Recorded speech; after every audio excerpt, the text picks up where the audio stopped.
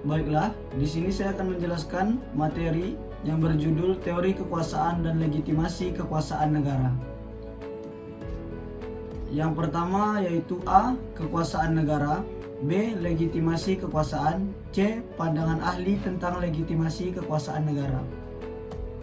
A. Kekuasaan negara.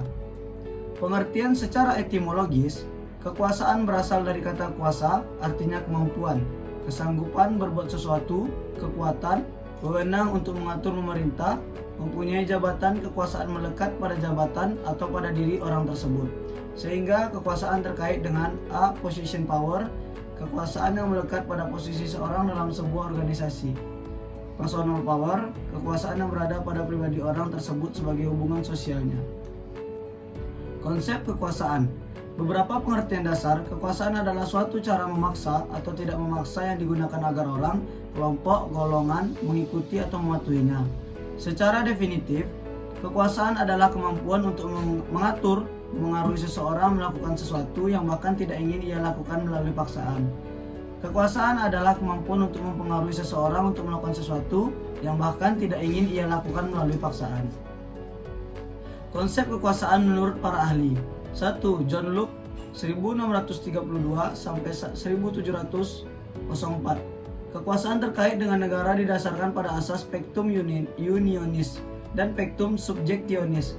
Pectum unionis adalah perjanjian antara individu untuk membentuk negara, sedangkan pectum subjectionis adalah perjanjian antara individu dan negara yang dibentuk.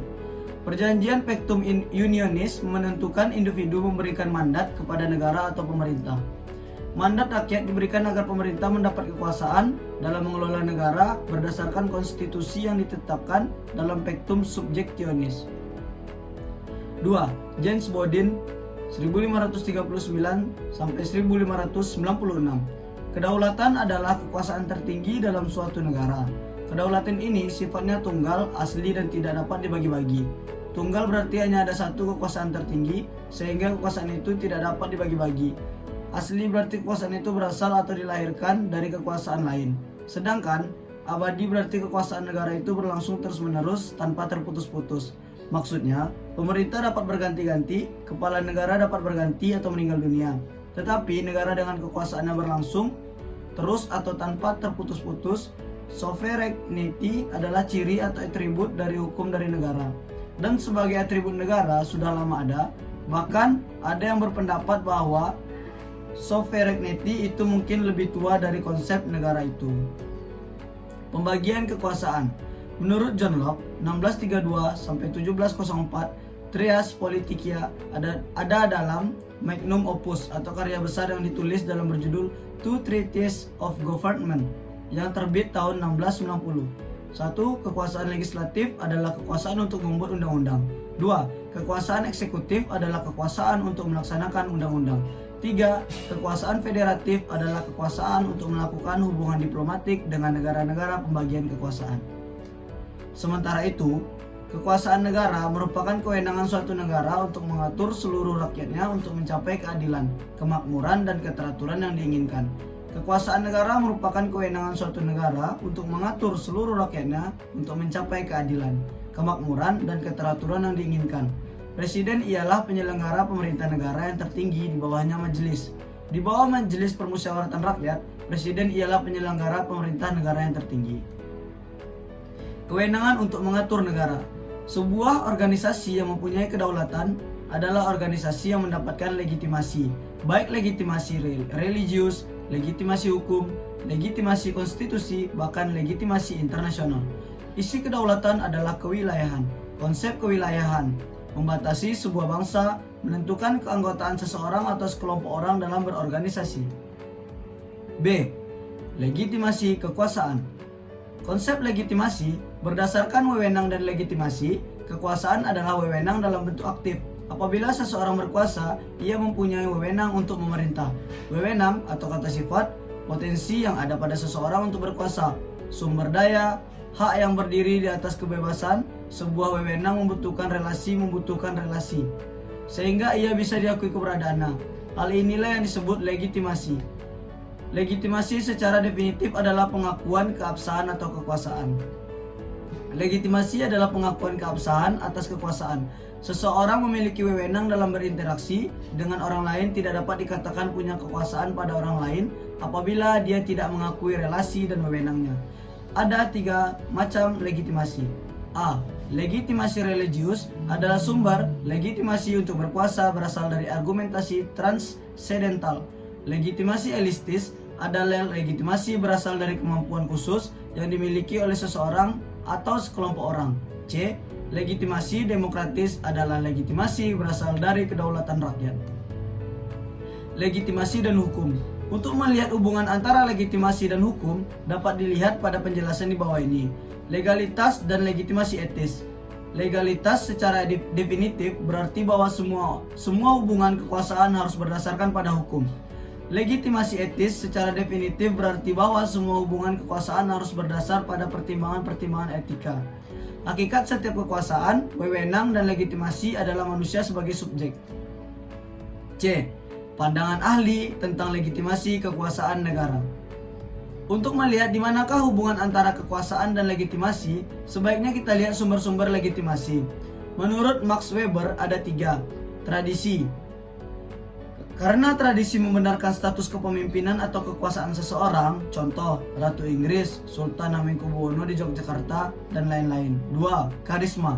Karena pancaran watak kepribadian yang luar biasa dan istimewa seperti kepahlawanan, keberanian, kesederhanaan, kebijaksanaan, kejujuran, dan sebagainya. Contoh, Paus Paulus Yohanes II, Dalai Lama, Gandhi, Soekarno, Hitler, dan lain-lain. 3. Legalitas formal. Karena berdasarkan prosedur yang rasional dan legal menurut peraturan yang telah ditetapkan. Contoh, presiden, dosen, dan lain-lain. Menurut Zippelius yang dikutip oleh Franz Magnus Suseno, legitimasi dilihat dari 2 bentuk. 1. Legitimasi berdasar wewenang adalah mempertanyakan wewenang dari segi fungsinya. Untuk tujuan apa wewenang dapat dipergunakan dengan sah? Wewenang tertinggi dalam dimensi politis kehidupan manusia menjelma dalam 2 lembaga yang sekaligus merupakan 2 dimensi hakiki kekuasaan politik, yakni dalam hukum sebagai lembaga penata masyarakat yang normatif dan dalam kekuasaan eksekutif negara sebagai lembaga penata yang efektif dalam arti mampu mengambil tindakan. Legitimasi subjek kekuasaan adalah mempertanyakan apa yang menjadi dasar wewenang seseorang atau sekelompok orang untuk membuat undang-undang dan peraturan bagi masyarakat dan untuk memegang kekuasaan negara. Kekuasaan dan legitimasi menurut Undang-Undang 1945. Untuk melihat kekuasaan dan legitimasi seperti apa yang dianut oleh Indonesia, tentu saja kaitkan dengan hukum dasar yakni Undang-Undang 1945 yang membedakan. 1. Legislatif adalah yang membuat undang-undang. 2. Eksekutif adalah yang melaksanakan undang-undang. 3. Yudikatif adalah kekuasaan mengadili atas pelanggaran undang-undang. Baiklah, di sini catatan yang bisa kita ambil. Sistem ketatanegaraan Republik Indonesia menurut Undang-Undang 1945 tidak menganut suatu sistem dari negara manapun, tetapi merupakan suatu sistem yang khas menurut kepribadian bangsa Indonesia. Namun, sistem ketatanegaraan RI tidak lepas dari ajaran Trias Politica, Montesquieu.